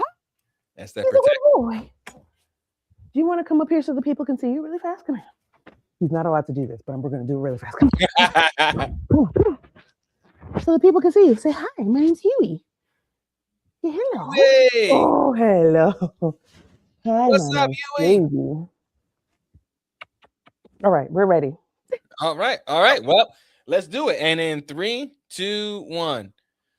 This is the morning experience, and this is look at this, where we are looking at videos across the internet and reacting to it. So, Dr. K, look at this. I'm nervous. Ship isn't dying, it's being killed, and you're both helping without even realizing it. Every single day, her algorithm feeds her the same message. You deserve better. All men are emotionally unavailable man-children. Stop making excuses for him and leave. Every single day, his algorithm feeds him the opposite. She'll never be happy. Nothing you do will ever be enough. She's looking for weakness so she can use it against you later. Protect yourself. Leave. And here's what's killing me. You're both good people. You both still love each other. You both want this to work, but you're being fed poison by an algorithm that has figured out bitter, angry, hopeless content about relationships gets way more attention than boring posts about couples actually working through normal problems. Dr. K, So, look at this. okay, so I will say there's a couple parts to this. So I will say that I believe that me and my husband are still together because he's not chronically online like I am. I will say that. Okay. I will say that. I am chronically online, okay? And I absolutely hate men trademark for sure. Online men, have you interacted with a man online? It's horrible. But he also doesn't really like men that much either, so it's fine. It works out for us. But the other part to it is the algorithm feeds you what you interact with. So the algorithm is not the enemy, right? That's where he's wrong. That's where this guy's wrong. The algorithm is the enemy. If you keep clicking on man-hating content and then ascribing that to your spouse because you're unhappy with something with your spouse, you are absolutely going to feed the part of you that already has the uncertainty. It exists in you. The algorithm isn't like some magic. It is what you feed it. Garbage in, garbage out, right? And same thing on the other side. If he is feeding into his insecurities and feeding the algorithm by clicking on the things that are saying, well, the woman is this and the woman is that, he's feeding his insecurities through the algorithm. He's telling the algorithm what he wants to see. The algorithm doesn't magically figure through. That's not how it works. But folks always try to argue this point with me. Like, no, algorithms are very, very simple. They feed you what you say you want to see, period. People always laugh at me because they're like, oh, you don't ever see anything about, I don't know, like red pill content. And Mel's like, no, I never see that stuff because that's not what I want to see on the internet. You don't see conservative things? No, I follow all progressive people on the internet. I never see any conservative MAGA content. I don't see any of that because that's not what I want to see. I don't react to it. I don't go looking on their pages for it. I don't want it.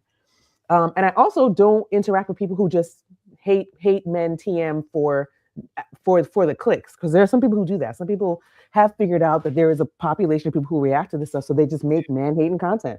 Or they're Derek Jackson, like Derek Jackson, making this content while living the most ridiculous lives and literally making content, but living a life where you disrespect and hate women all the time. So again, the algorithm shows you what you tell the algorithm you want to see. The algorithm doesn't show me anything I don't want to see. Hasn't done it in years. Hasn't happened. That is so true about the algorithm. Because in the group chat, in the male group chat, there'll be some big booty videos and everything like that. And like in the group chat, you click on it. Oh, let me see what so-and-so said and everything. But that does become the algorithm because it's like, yo, why am I getting all these big booty videos? Exactly. And yeah. And it's like something had to happen because like I'll show Whitney some good progressive stuff, and then the next one be big booty videos. She's like, what kind of stuff you into? What you been doing over there? You might have clicked on one big booty video and now the algorithm's like, ooh, show us more big booty videos. Yeah, that's how it goes. Oh. Right? And when I get real, when the algorithm starts trying to push, because the algorithm also will be like, and this is why I take all of my demographic data out of Facebook. I'm not Black on Facebook. It doesn't know my age, any of that, because I don't want it feeding me things that it thinks people in my demographic want to see. I want to see what I want to see. Yeah. And so as long as the algorithm is doing what I want it to do, I'm cool with it. But it's like what I've done, that thing you said right there, stuff from your messages that's showing up in your feed and stuff, I go in and I disconnect Facebook from everything. Facebook cannot get into any permissions. I don't share my pictures with it automatically. I do nothing like that because it's going to take some part of that content and try to guess what you want to see as the algorithm. Sometimes you just talk. Google's good for sharing your stuff. That's why I use Google on my phone. I use Safari on my phone because Google will be like, well, hey, Facebook, guess what I heard that girl was talking about over here on the browser, girl. She want to see wedding rings. And then it'll start showing, Facebook will start showing you wedding rings. So you can disconnect those things. Yep. You can clean them, caches out. Don't accept all. You can clear that stuff, use a different browser, and really protect yourself in that way where you're not thinking that it's some kind of like magical thing. No, it is a very intricate system that is used to show you what it thinks it wants to show you, or to push content on you that it thinks that people in your demographics want to see. So be careful. Brittany, she says, I literally told Wit I don't like listening to those messages because I'll be lonely, just like the women who post that stuff. Say that. I agree. I absolutely agree with that. Can't touch it. I'm not going to touch it. I'm just going to say, hallelujah.